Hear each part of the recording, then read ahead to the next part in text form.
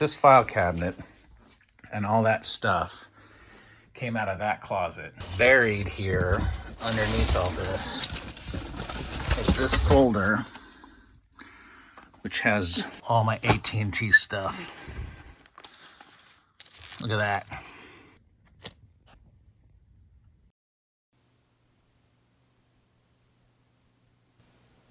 For 1 week in March of 1992, 51 American high school students converged on San Diego's Point Loma Nazarene College to learn about a special kind of journalism, sports journalism.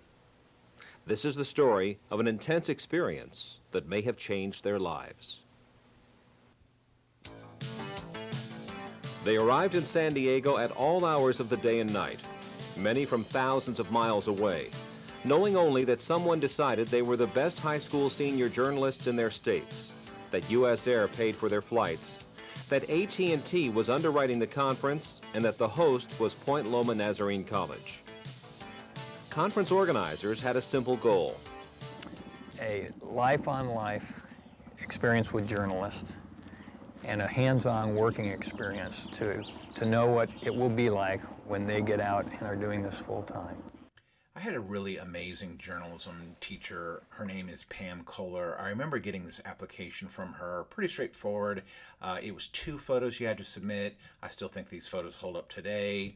But yeah, sports photography was really my favorite thing about journalism, I have to be honest. You know, going to events after school and photographing them and getting back to school the next morning at 7 o'clock.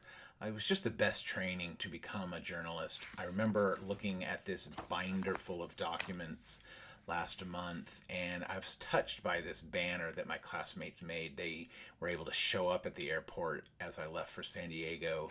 I remember the weeks leading up to the conference. I was so excited to read all these bios. It was so fun to sort of read where everyone was from, what their specialties were. But yeah, just a great experience. I mean, the America's Cup, you know, a yachting event, added an international flair, so that was also fun to consider as well. The conference was timed to coincide with the America's Cup International Yacht Racing Competition, a rare opportunity, as was the chance to question the United States' premier competitive sailor, Dennis Conner. Conner admitted his relationship with reporters was often strained, and gave the future generation journalists an idea of what they'll be up against when they hit the streets. I totally tore my house apart just finding these prints.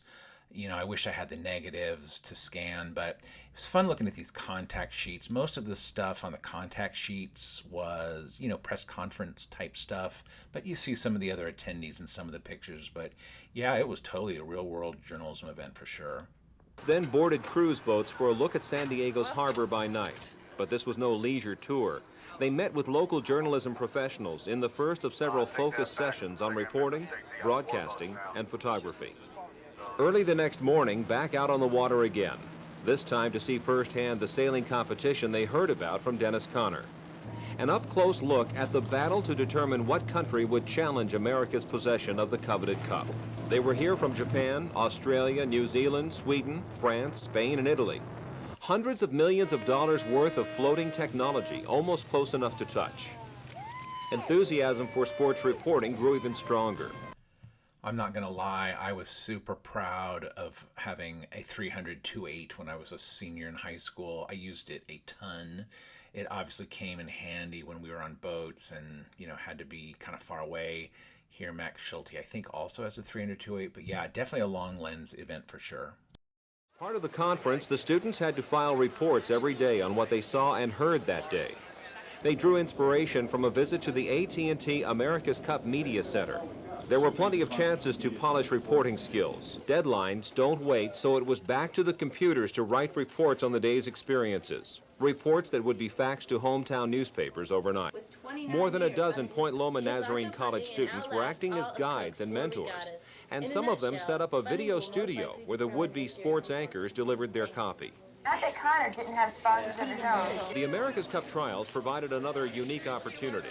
A chance to look behind the scenes at how the ESPN Sports Network covers a major event. The students agreed that sports journalism is not necessarily as glamorous as they might have thought. Well, it kind of does look like a trailer court or something, you know. Looks, the inside of them looks more like a recording studio or something and not a TV station, I guess. This was really an international conference. For many of the students, this was the first time out of the United States. A trip to Tijuana, Mexico's Cultural Center to hear from Mexican sports reporters about the challenges they face covering sports in the U.S. and in their own country. Copley Publishing's Union Tribune building, where the group walked through the kind of working newsroom they someday hope to occupy. Newspaper sections flew overhead as the high school reporters drank in the complexity of big-time journalism. From a place where the information is processed and packaged to a place where it originates, San Diego Jack Murphy Stadium, home of the Padres and the Chargers. This gives you a breakdown of how many students attended in what areas of journalism.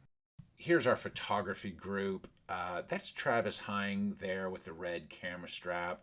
He and I hit it off early. I think it was the first morning after we had all arrived.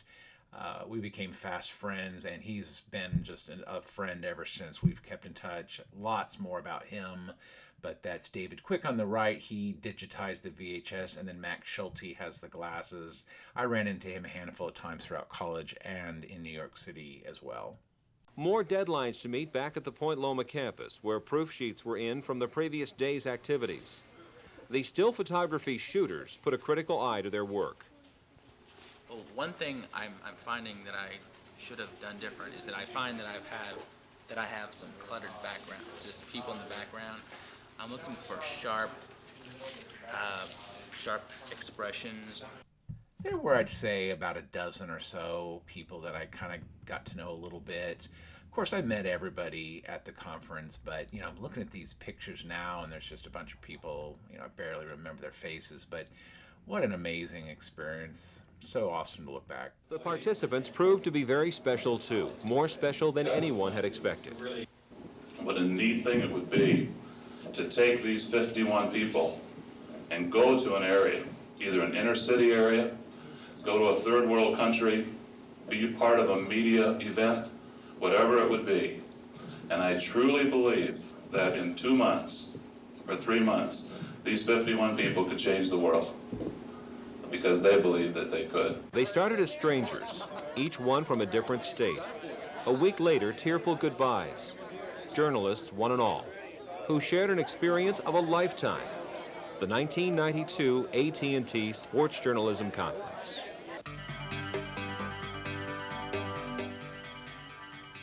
The 1992 AT&T Sports Journalism Conference was sponsored by AT&T, US Air, USA Today, San Diego Gas and Electric, Yachting, and America's Cup Challenge magazines.